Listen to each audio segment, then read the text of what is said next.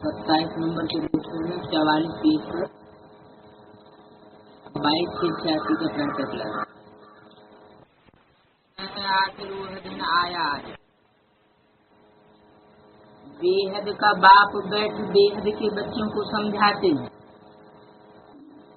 समझाने वाला कौन है? बेहद का बाप। बेहद के बाप कितने हैं? बेहद के बाप हैं दो, एक आत्माओं का बाप और एक मनुष्य आत्माओं का बाप। मनुष्यों का बाप, आत्माओं का बाप आत्माएं निराकार, तो आत्माओं का बाप भी निराकार ज्योति बिंदु, वही समझाने वाला है।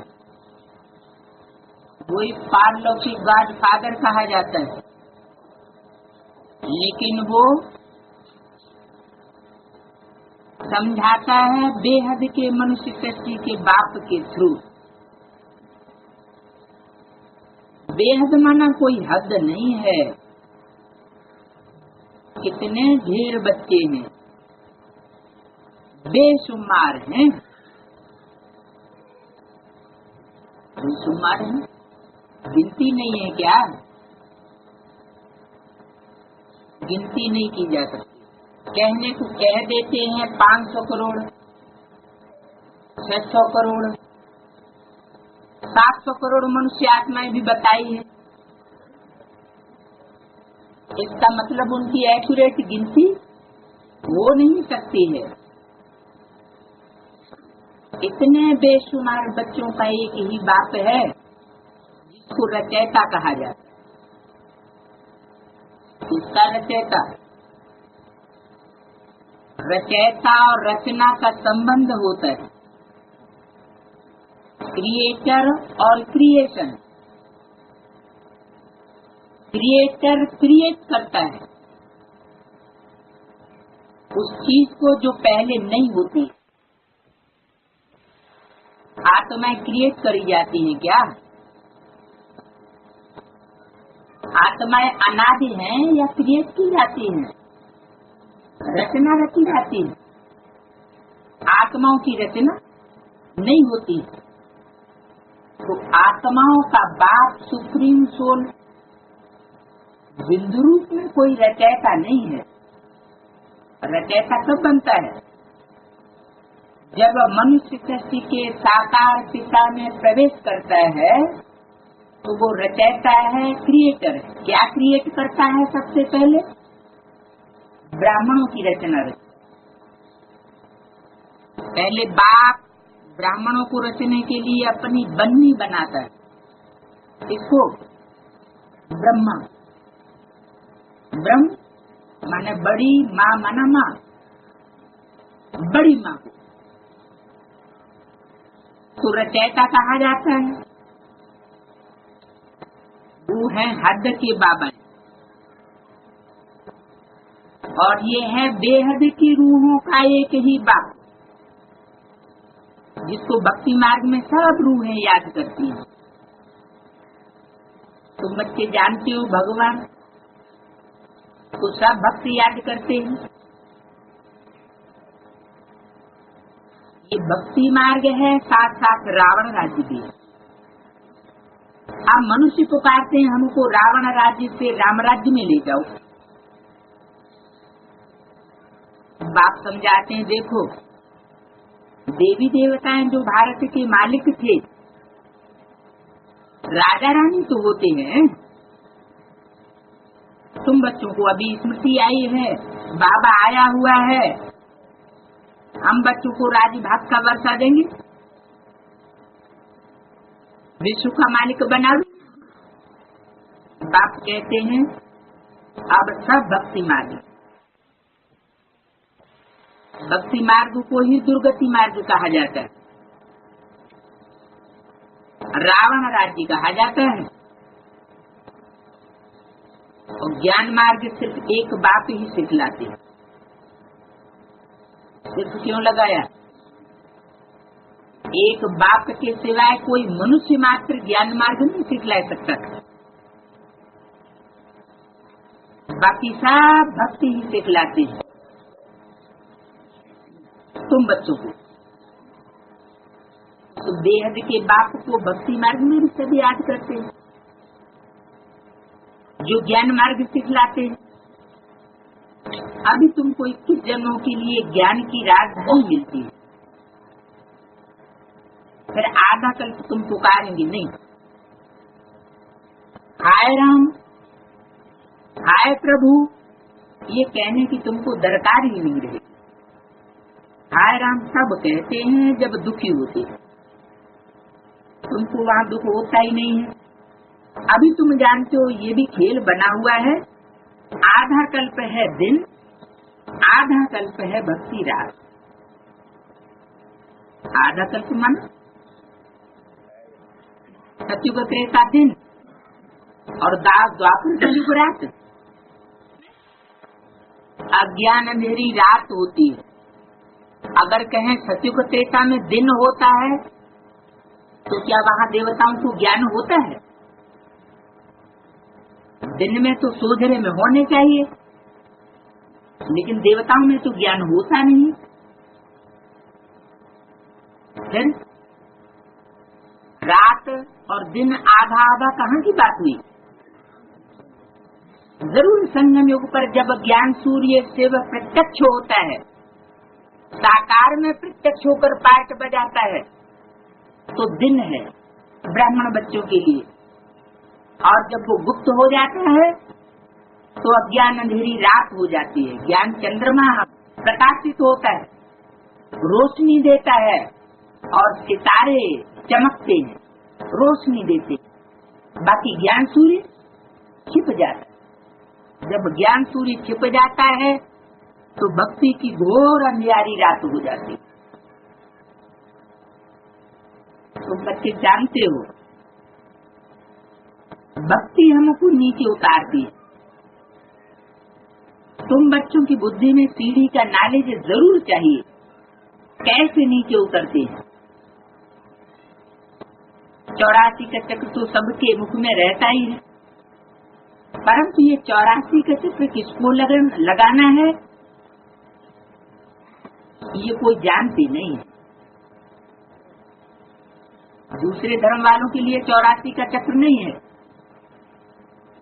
दूसरे धर्म की जो बीज रूपिया आधार मूर्त आत्माएं सतयुग त्रेता में आती हैं, उनके लिए भी 84 का चक्र नहीं है। 84 का चक्र सिर्फ जो देवी देवता सनातन धर्म के पक्के हैं उनके लिए है। बाप समझाते हैं ये चक्कर है, जिस चक्कर को जानने से तुम चक्रवर्ती राजा बन जाओ। इसलिए बाबा ये चित्र भी बनवाए रहे हैं, जिससे सिद्ध होता है कि हम इस चक्र को जानने से 21 जन्म के लिए राजभाग ले ले। अभी तुम बहुत हो गए, बड़ी रूहानी शक्ति सेना बनी है। तुम सब पंडे हो, बाबा पंडा है, उनको कहा जाता है गाइड। पंडा अक्षर शुभ होता है,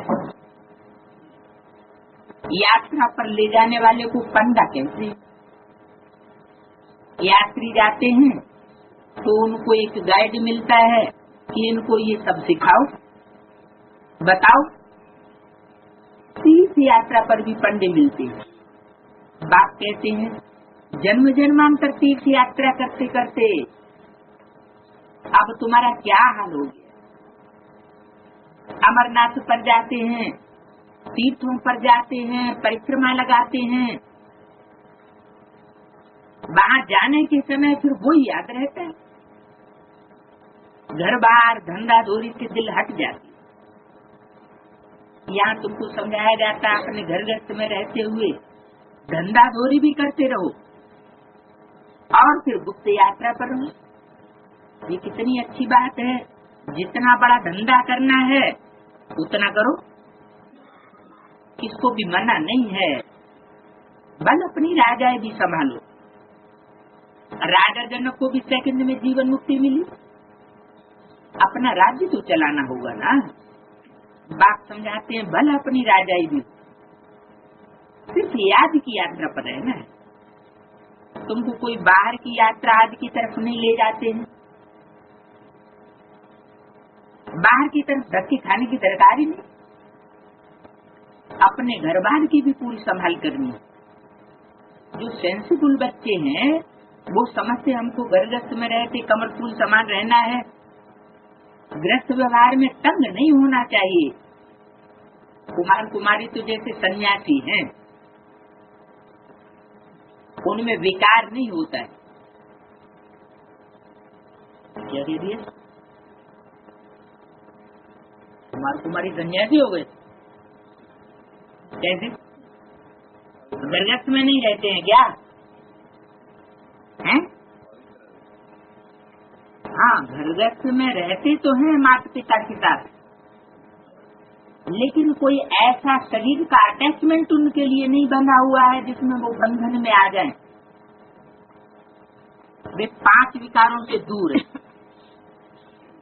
अभी तुम बच्चे जानते हो हमारा श्रृंगार ही और प्रकार का है, उनका और प्रकार का संन्यास।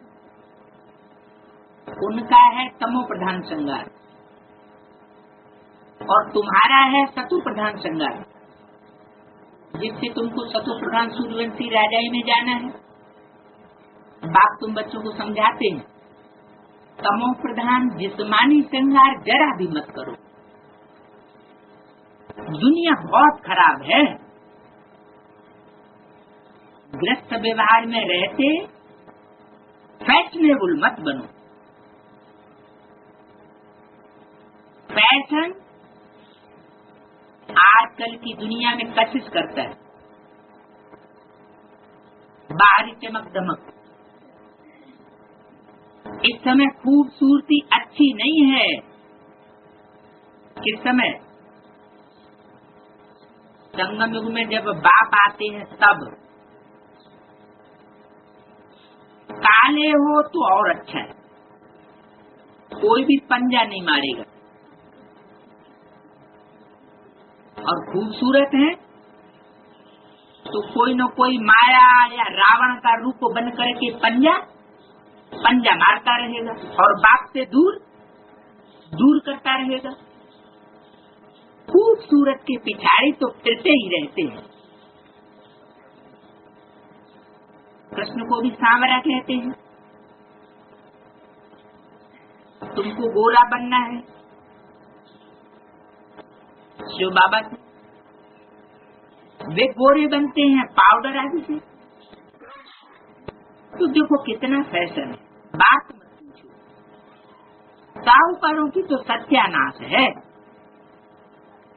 गरीब बच्चे गांवों में जाकर गरीबों का कल्याण करना है। क्या कहा बाबा की मत ये नहीं कि बड़े बड़े शहरों में ही तुम बड़े बड़े आश्रम खोल दो। बाबा का खिंचाव कहाँ रहता है? गांवों की तरफ। क्यों?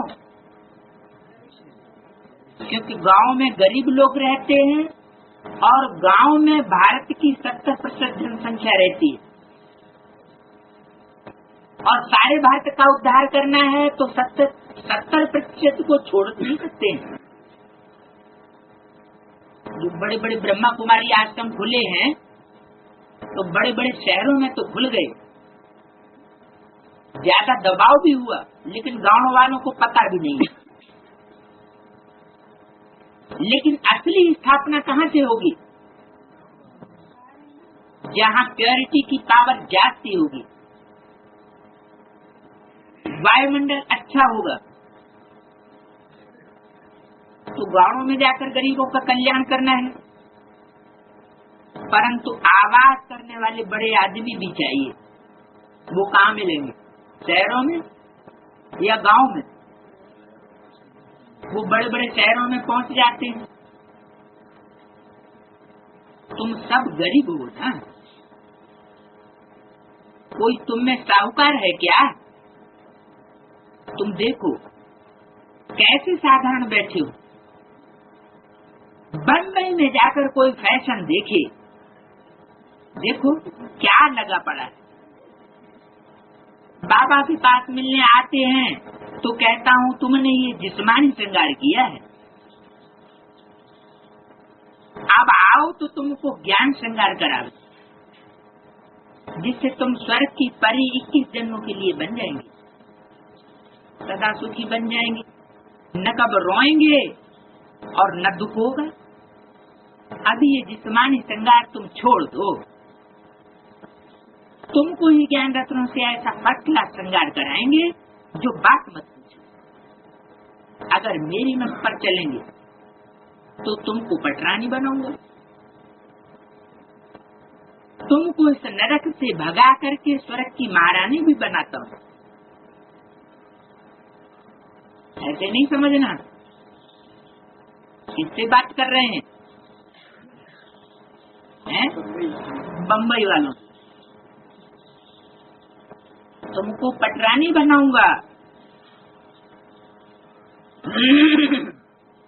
इस नरक से भगाकर स्वर्ग की महारानी बनाता हूँ। पटरानी बड़ी या महारानी बड़ी? महारानी राधा को कहते हैं और बाकी पटरानी 8 जो 8 धर्मों से कनेक्टेड हैं, 8 धर्मों की फीमेल मुखिया हैं, अष्टसखियां भी कही जाती हैं। तो तुमको महारानी पटरानी बनाऊंगा, ये तो अच्छा हुआ ना। उनका पटरानी नाम क्यों रखा?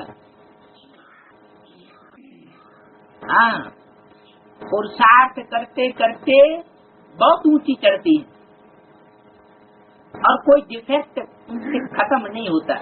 जिस धर्म से कनेक्टेड होती हैं, उस धर्म का जो डिफेक्ट है वो उनसे जल्दी समाप्त नहीं होता। पुरुषार्थ तो पट में जाके गिरती है। तो उनका नाम क्या पड़ा? पटरानी। तुम सब भारतवासियों को तमो प्रधान आसुर दुनिया नरक से भगा करके स्वर्ग की महारानी बनाता हूँ।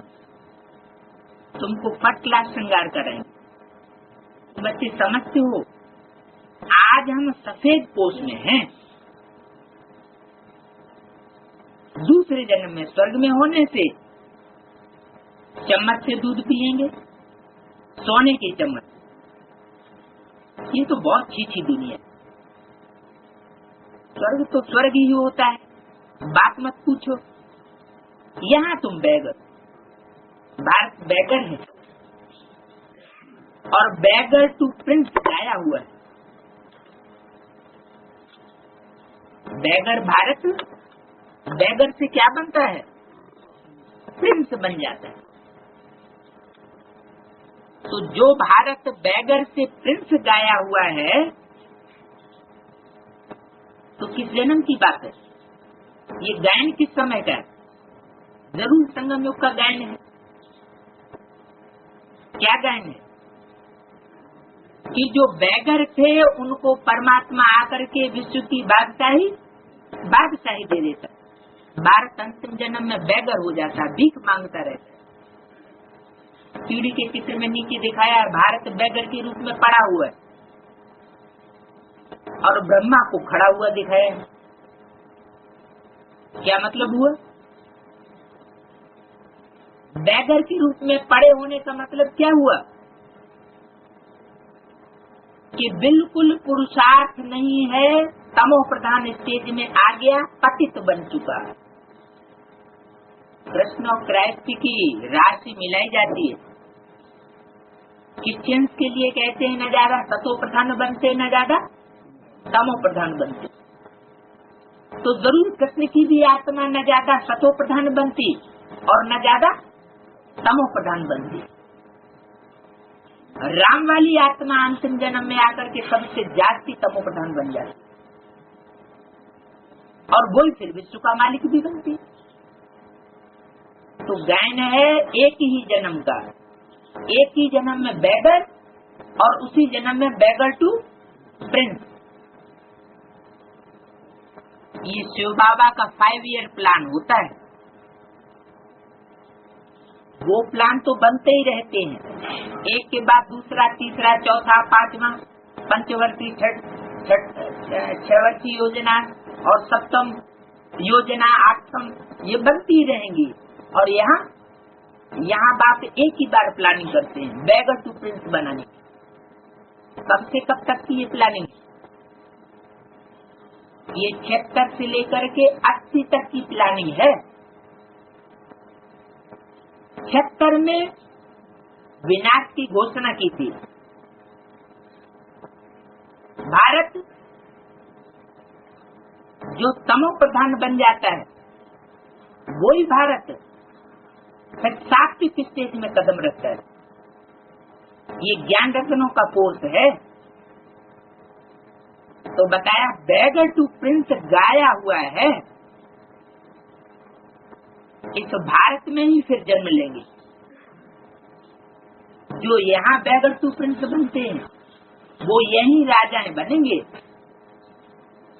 दूसरे देश में जाकर के राजाई नहीं करेंगे। बाप ने हमको स्वर्ग का मालिक बनाया था, तो रात दिन का फर्क हो जाए। महान गरीब जिसको खाने के लिए नहीं होता,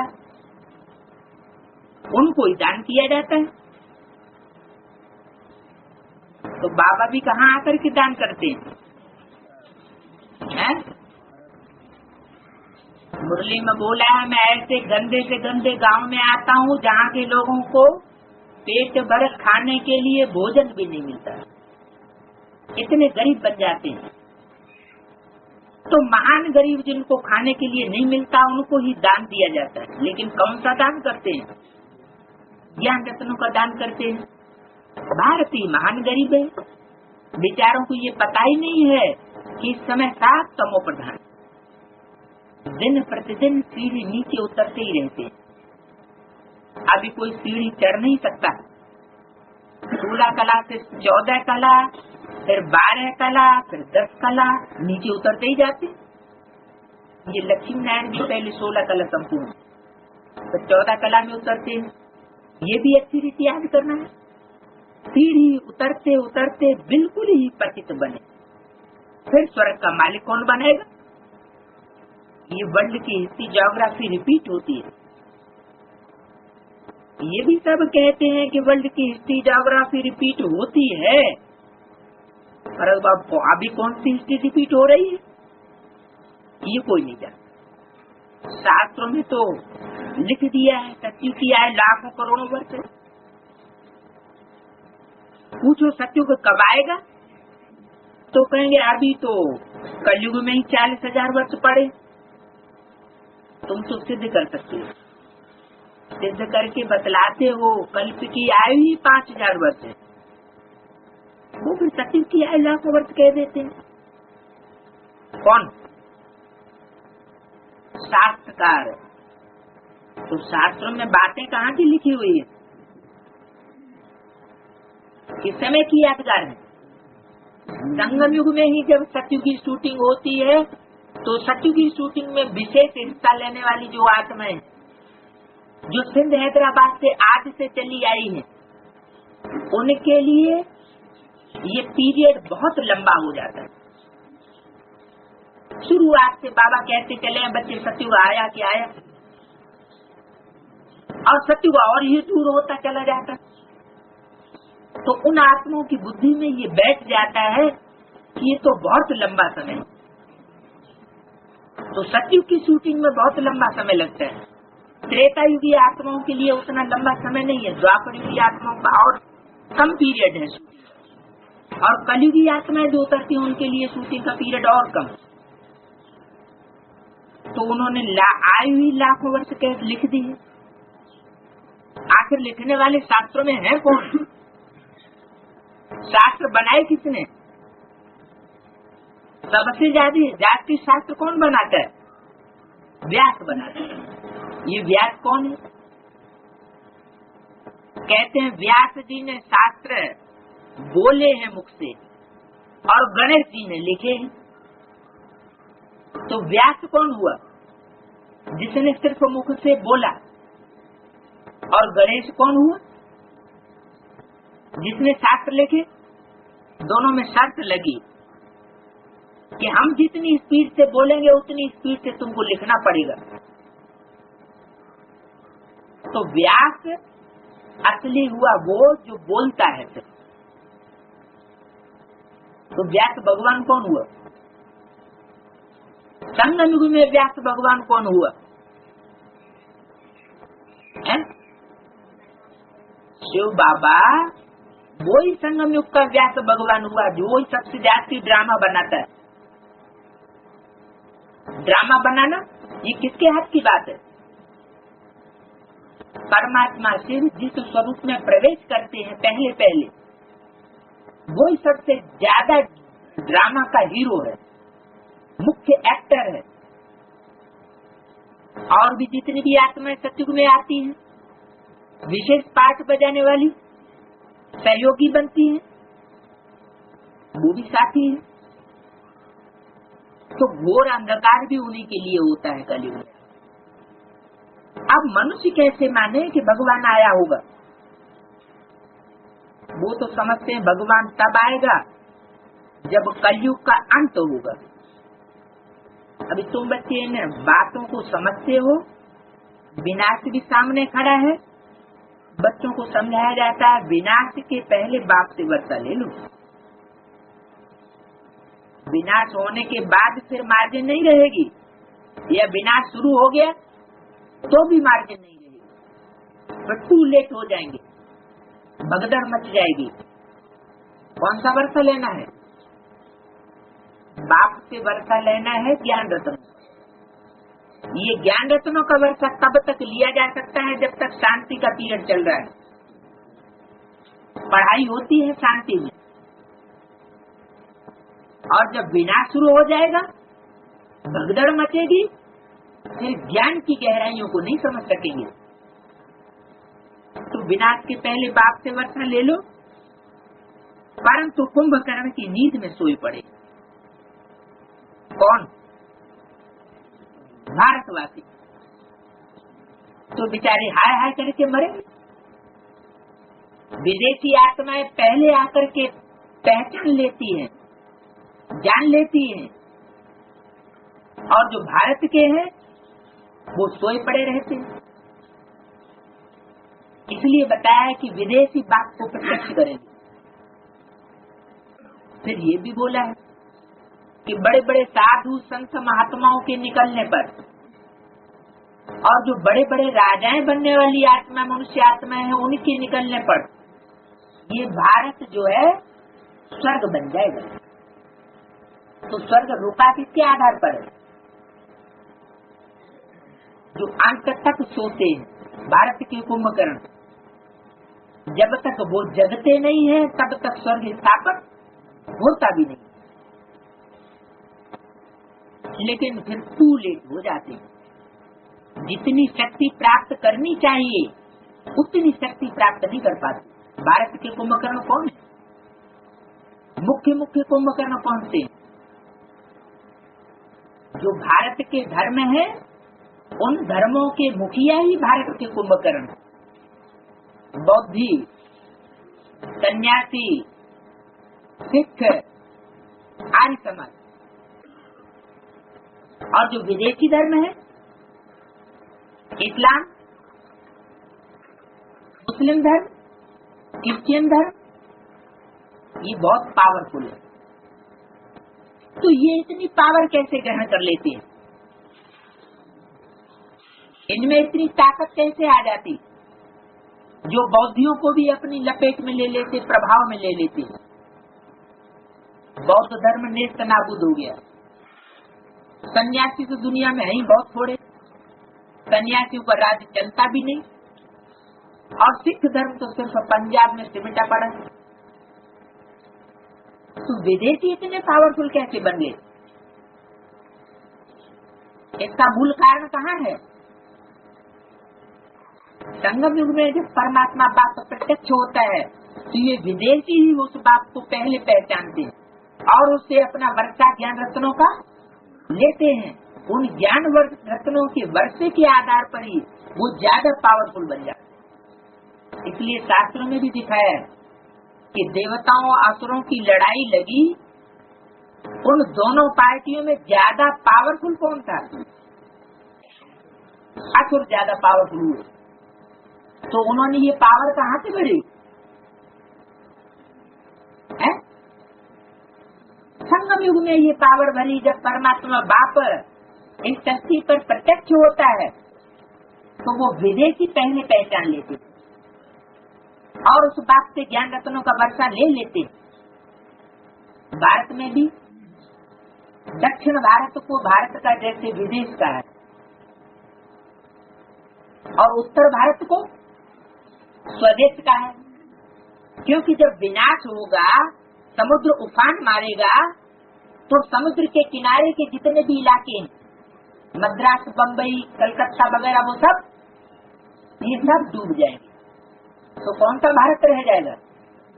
उत्तर भारत रह जाएगा। वही भारत का असली हिस्सा है। इसलिए बताया। कोई प्रश्न करते हैं इस बात में क्या कि दक्षिण भारत से इतने लोग क्यों आते हैं, पहले उत्तर भारत के लोग क्यों नहीं जानते? वो तो हिंदी भी जानने वाले हैं।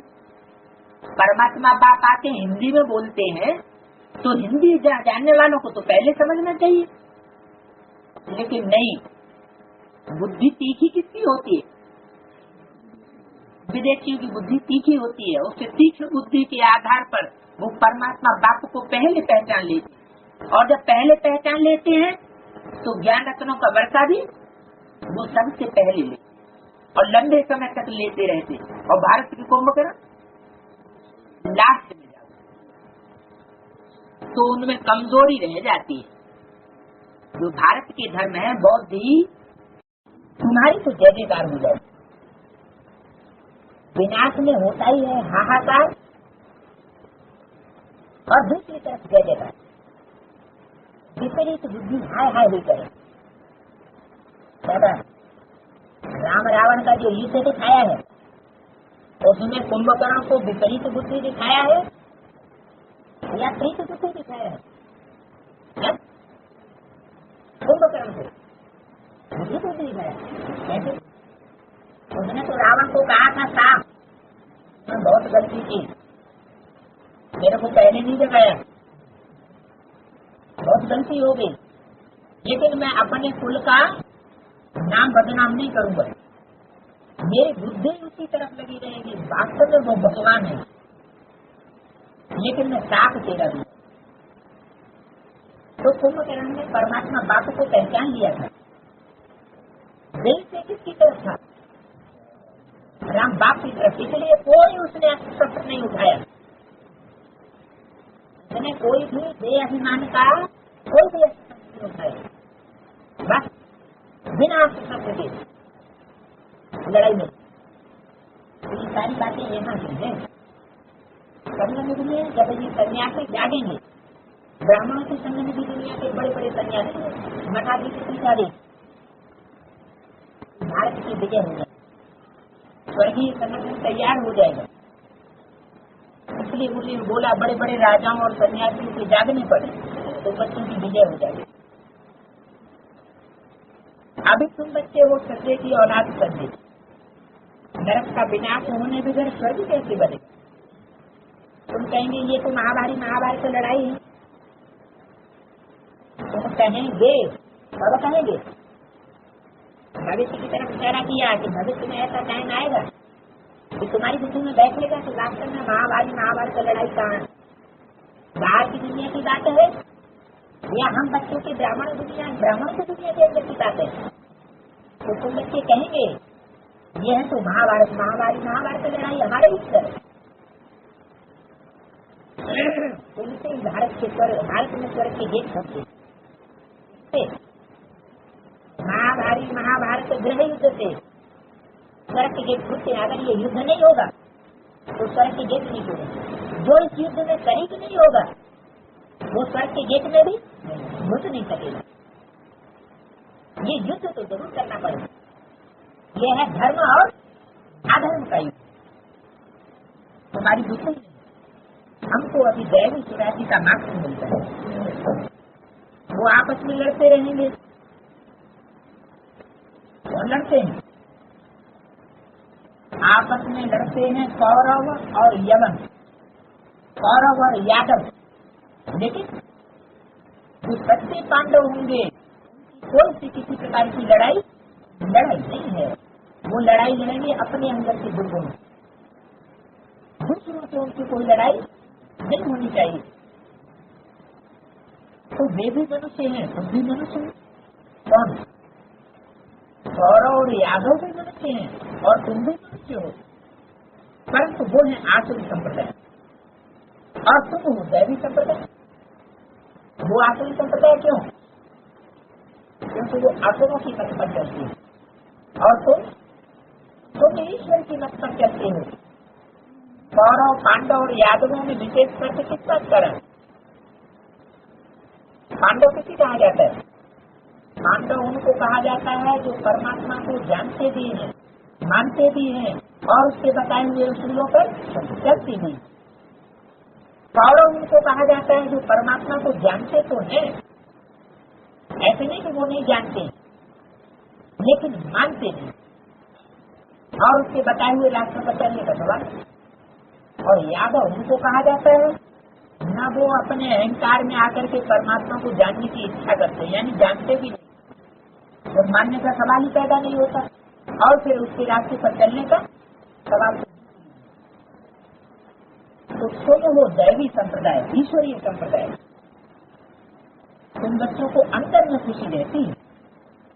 अनेक बार तुमने ऐसी राजधानी ली जैसे अभी तुम ले रहे, वो आपस में दो बिल्ले बहुत लड़ते और तुमको मक्खन बीच में मिल जाता। वो लड़ेंगे और तुमको राजाई मिलेगी। सारे विश्व की बादशाही का मक्खन तुमको मिलता है ना? उनकी लड़ाई के बीच में तुम्हारा काम बन जाता है, उनके अंदर फ्रिक्शन पड़ता है और तुमको अच्छे अच्छे स्वर्ग के वारसदार रूसी मक्खन के गोले वो तुम्हारे हाथ में लग जाते हैं। तो अभी ये मक्खन के गोले चुराने का टाइम चला है। वो यादव संप्रदाय की जो कन्याएं माताएं हैं उन्होंने बहुत मेहनत की है वो मक्खन निकालने के लिए, हाथों से दूसरी हाथों का बहुत वर्जिश किए, अच्छे अच्छे गोले निकाल करके रखे हुए जो स्वर्ग में जाकर के वारसदार बनेंगे आने वाली नई दुनिया में, संगति स्वर्ग में। अभी टाइम है कि उन मक्खन के गोलों को चुरा लिया जाए। तो वो आपस में लड़ते हैं, काम तुम्हारा बन जाता है। क्या होता है?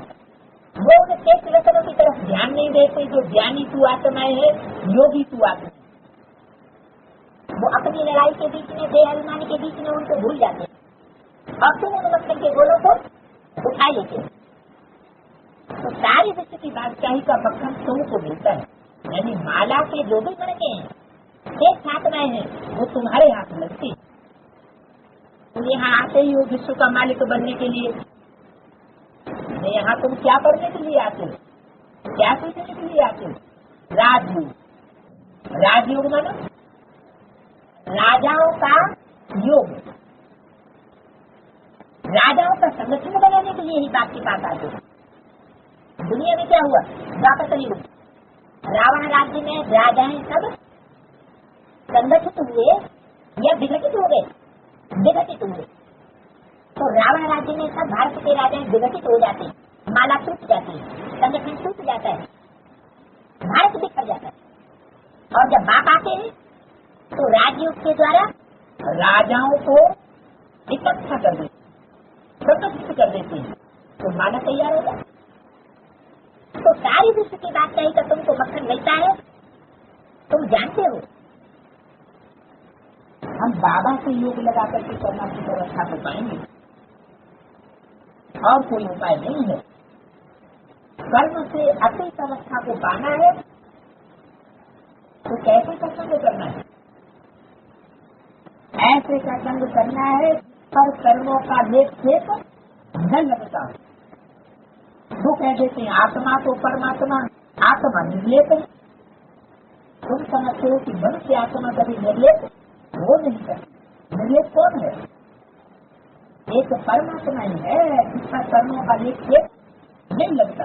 अगर उस परमात्मा को पहचान लिया और उससे संग का रंग लिया तो निश्चित रूप से हम भी कर्मातीत चीज को प्राप्त कर, जैसा संग करेंगे वैसा हमको रंग मिलेगा।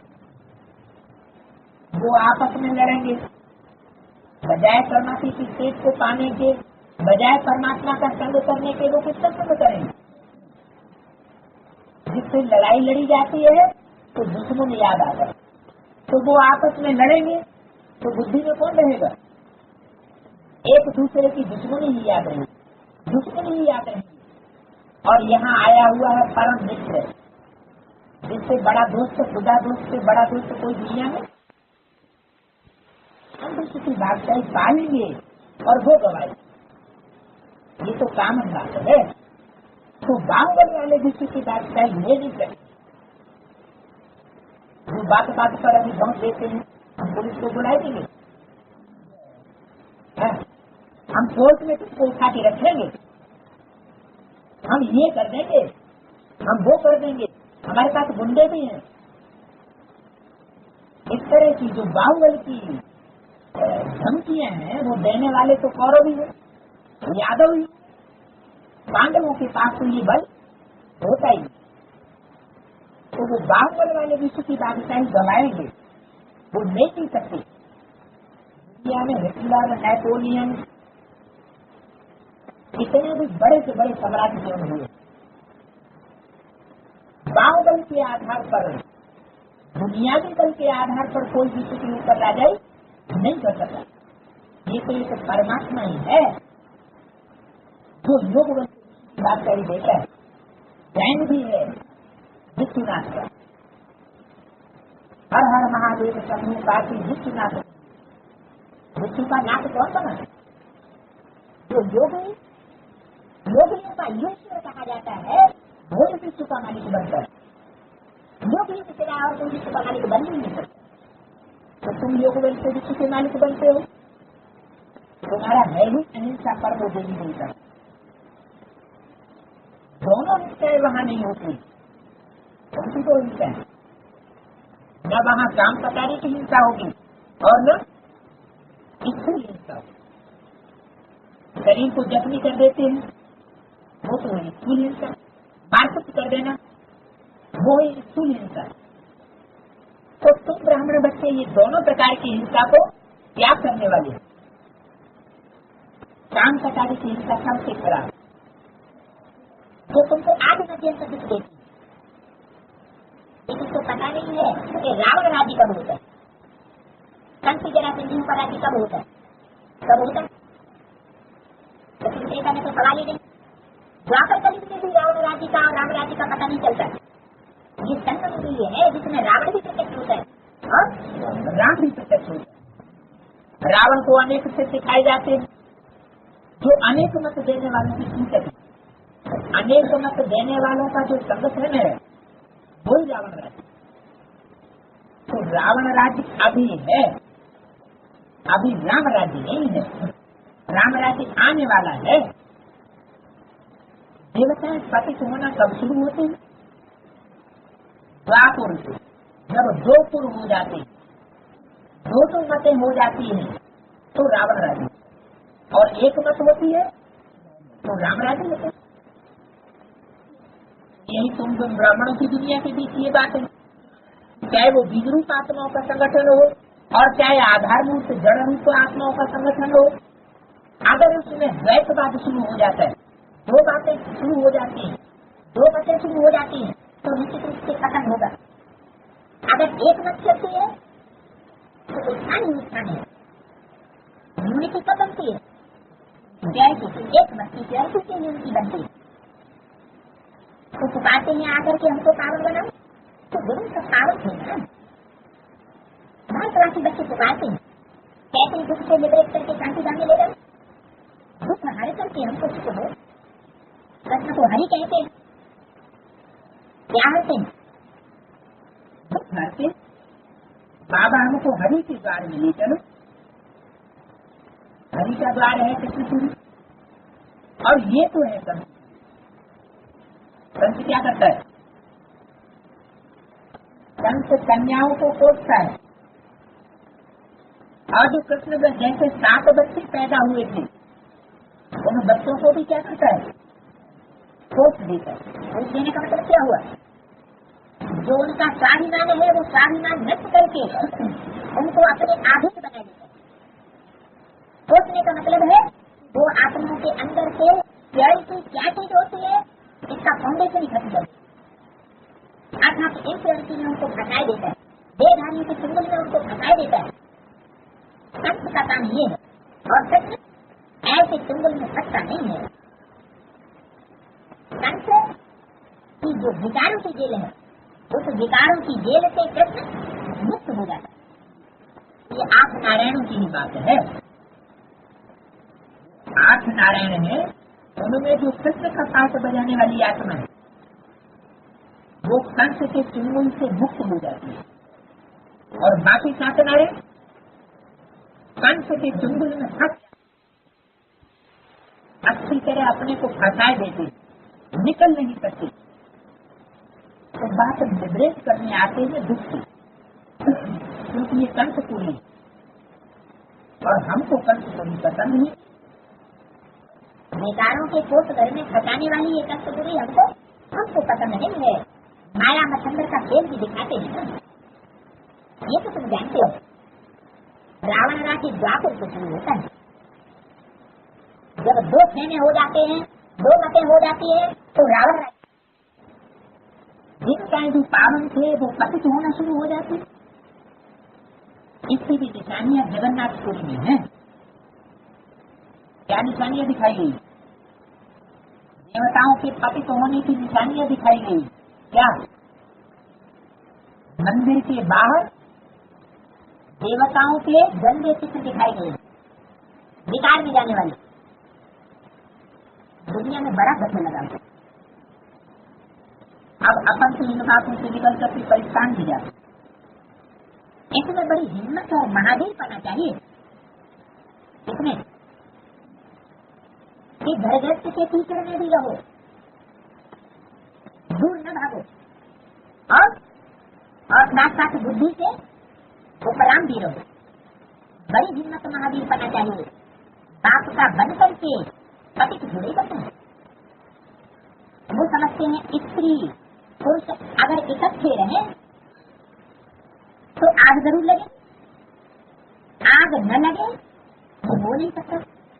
लगा स्त्री कौन समझते हैं?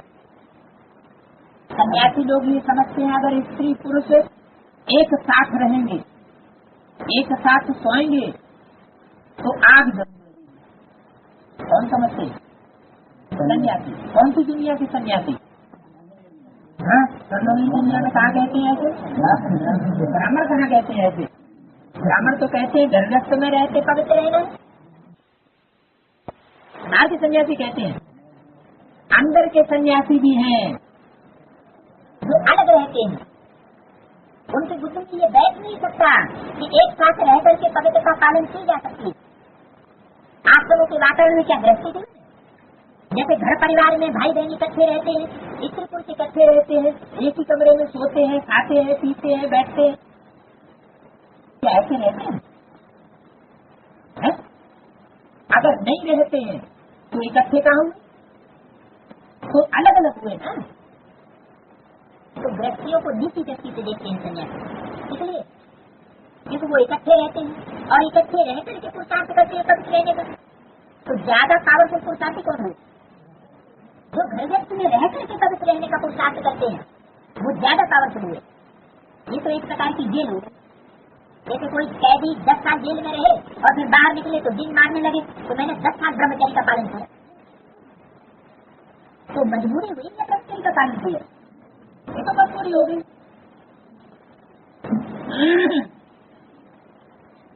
तो वो तो समझते हैं कि इकट्ठे रहने पर आग न लगे, ये हो नहीं सकता, इसलिए हंगामा करते हैं। इतना हंगामा क्यों करते हैं? एडवांस पार्टी के लिए, क्योंकि एडवांस पार्टी में आने वाली जो भी आत्मा है वो सब गृहस्थी आत्मा है। घर में किसी टीचर में रहने वाली आत्मा है, उस एडवांस ज्ञान को लेती है, और ये एडवांस ज्ञान जब निकलता है तो उनकी आंख खुलती है। ये क्या हो रहा है? ऐसे भी हो सकता है क्या? हंगामा करते हैं। यहाँ स्त्री पुरुष को भाई बहन बनाया जाता है, ऐसा तो कहाँ भी नहीं लिखा हुआ है। पता नहीं कौन सा जादू कर दिया। आदमी जो हुआ वो सब अंत में भी, आदमी भी जादू का खेल हुआ और अंत में भी क्या कहते हैं, जादू कर दिया। अरे तुम ब्रह्मा कुमारियों के पास आएंगे तो तुमको वहाँ बांध करके रखेंगी, ऐसे ऐसे कह देती। क्या कहा तुम अगर उन्हें ब्रह्मा कुमार कुमारियों के पास पहुँचेंगे तो वो तुमको बांध लेंगे। कहते हैं तांत्रिक विद्या जानते हैं, इसलिए उनके पास ही नहीं जाना, दस्ते भी नहीं मिलाना, बात ही नहीं करना। तो ऐसे ऐसे कहते हैं, ऐसे ऐसे बहकाते रहते हैं। ये भी ड्रामा में डूब है, उनका बहना बहकाना भी ड्रामा में डूब है। जिनका पाठ होगा वो तो कैसे भी करके आ जाए, कोई कितना भी बहकावे वो उनके बहकावे में आने वाले नहीं। इसमें डरने की कोई बात नहीं है। तो बाबा तो ज्ञान का सागर है, पति का पावन है, धर्म का सदगति जाता है। ब्रह्मा द्वारा पति से पावन बनाते हैं, उसके द्वारा ब्रह्मा द्वारा। ब्रह्मा कहाँ है, जब द्वारा है मीडिया है तो साकार में होना चाहिए ना। अब तो पति से पावन बनेंगे तो कहाँ है, उस समय तक नहीं जाकर पति से पावन बनेंगे। उस समय तक पावन ही होते हैं, वहाँ तो पति की बात ही नहीं, और वहाँ तो संबंध ही नहीं होते। वो तो है ही फरिश्तों की दुनिया, फरिश्तों की दुनिया ही। तो जरूर है तो ब्रह्मा ने शरीर छोड़ दिया है, वो ब्रह्मा कोई ब्राह्मण बच्चे में प्रवेश करके पाठ बजाता है। ब्रह्मा का पाठ स्थापना के कार्य में अंत तक मुद्दा हुआ है। जब तक नहीं सच्ची स्थापना नहीं हुई है ब्रह्मा का पाठ समाप्त नहीं हो सकता। तो ब्रह्मा द्वारा ही पति से पावन बनाते हैं। ये अक्षर ऐसे बड़े बड़े लिखे हो जो कोई भी आकर के पढ़े, क्या कि यहाँ ब्रह्मा द्वारा पतितों को पावन बनाया जाता है। ये कौन सा ब्रह्मा नया निकल पड़ा, पवित्रता पर ही अचूक के नहीं बिगड़ डाले। किसी भी देहदारी में मोह की लग नहीं होनी चाहिए। मोह की लग होगी तो फंस पड़ेगी। या तो अम्मा मरे, बीवी मरे तो भी हलवा खाना, क्या बात है? ये क्यों नहीं कहा बप्पा मरे तो भी हलवा खाना है? बप्पा मरता ही नहीं, बप्पा तो साथ लेकर के जाएगा। मरने की बात किसकी है? ब्रह्मा मरे, ब्रह्मा शरीर छोड़ सकता है। इसलिए मुरली में बोला हुआ है अगर ये ब्रह्मा चला जाए तो जिस तरह में भी प्रवेश करेंगे उसका नाम ब्रह्मा रखना पड़ेगा। तो अम्मा मरे तो भी हलवा खाना है और बीवी मरे तो भी हलवा खाना। बाबा सामने बिठे करके पूछता है कल तुम्हारा कोई मर जाए तो रोएंगे या नहीं रोएंगे? पूछते अगर आंसू आया तो झेलू है, बीवी मरे तो नहीं। भारत में तो परंपरा है, बाबा ने मुरली में बोला है ये ब्रह्मा मेरा डांग भूत है, झूठी है, बड़ी झूठी है। भारत में पुरुष की एक स्त्री मर जाती है तो कहते हैं कि एक जूती गई अब दूसरी लेते हैं। हाँ। किस भाई के लिए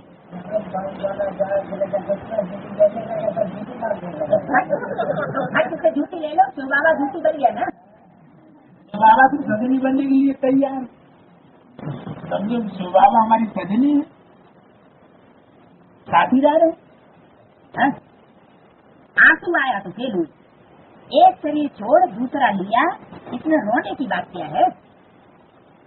दूसरा कोई सुने तो कहे कि मुख से अच्छा तो बोलो, अरे हम तो अच्छा ही बोलते, तो तुमको रोना होता नहीं। ये जीवन तुम्हारा सबसे ऊंचे है, तुम ही सबको रोने से बचाने वाले। फिर अब तुम कैसे रोएंगे? हमको पतियों का पति मिल गया जो हमको स्वर्ग में ले जाता है, फिर हम नरक में गिरने वाले के लिए रोएंगे क्यों? तो बाप कितनी मीठी मीठी बातें सुनाती है वर्षा देवी। इस समय भारत का कितना कल्याण हुआ पड़ा, बाप आकर के कल्याण कर। भारत को मगध देश कहते हैं। इनमें जैसे फैशनेबल कोई होती नहीं है, विलायत से फैशन सीख करके आते हैं। बाल बनाने पर आजकल लड़कियां कितना खर्चा करती हैं, उनको कहा जाता है नरक की परियां। लगा हाँ, नरक की भी परियां होती हैं, वो भी ज्ञान योग के पंखों से उड़ती हैं, लेकिन साथ सामान ऐसे ही इकट्ठी करती है। बाप तुमको स्वर्ग की परियां बना देता है, इसमें कौड़ी पाई का भी खर्चा नहीं। कहते हमारे लिए तो यहाँ ही स्वर्ग है, इस दुनिया का हम ये सुख तो ले ले, कल क्या होगा हम क्या जाने। पति परमेश्वर है ऐसे कहते हैं। अब बताओ परमेश्वर दिख मांगेगा क्या? अच्छा, निके निके कितने बच्चों के नाथ पिता बाप दादा का याद कर गुड मॉर्निंग रूहानी बात की। इस्लामियों की आदमशुमारी कम होनी चाहिए। फिर थोड़े समय के बाद बौद्ध धर्म वाले आते हैं तो उनमें थोड़ा फर्क होना चाहिए, उसमें तो 2500 वर्ष का फर्क है। तो इस्लामियों की आदमशुमारी कम होनी चाहिए, बौद्धियों की उससे कम। बौद्ध आदि पहले कम विकार में जाते हैं और इस्लामी जाति विकार में जाते हैं, क्योंकि तमो प्रधान। तो ये हिसाब किताब है। जो अनन्य समझदार बच्चे हैं उनको ख्याल रखना पड़े कि स्वर्ग में आबादी कम क्यों होती है और नरक में आबादी कम क्यों ज्यादा क्यों हो जाती है। किसी धर्म की आबादी कम है और किसी धर्म में आबादी बहुत ज्यादा बढ़ जाती है, उसका कारण क्या हुआ? बेविचार। सन्यासियों की आबादी बहुत कम, बौद्धियों की आबादी इस्लामियों से कम। क्यों? क्योंकि बौद्धी फिर भी आदि में सन्यास धर्म के होते हैं, घरग्रस्त में रहते हुए भी विकारों से उनका सन्यास होता है। तो श्रेष्ठ धर्म होने के कारण उनके कर्म श्रेष्ठ होते हैं,